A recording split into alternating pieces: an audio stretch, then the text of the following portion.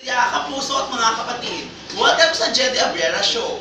Ngayon po, meron tayo isang special guest mula sa Barangay Maimpi, City of San Fernando, Pampanga.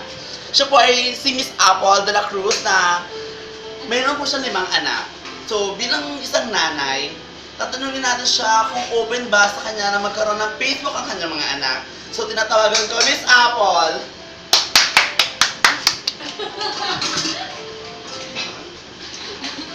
Oh, okay, Miss Apple, magandang umaga. Kamusta naman ang araw mo? Okay, ito lang naman, 30 minutes lang to. Gusto ko lang naman itanong sa'yo, kung bilang isang nanay, ano ang iyong opinion kung magkaka-Facebook ang iyong mga anak sa murang edad nila? Oo, ay bakit? Kung oo at bakit? Okay lang, oo. Kasi diba, parang marami din silang matutunan. Kasi diba, more on ang Facebook is, may mga pinapakita ng magaganda. Ayos lang ba sa yung may makita silang something?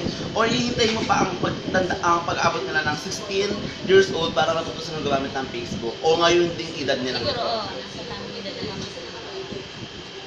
Maraming salamat sa pagsagot ng aking question.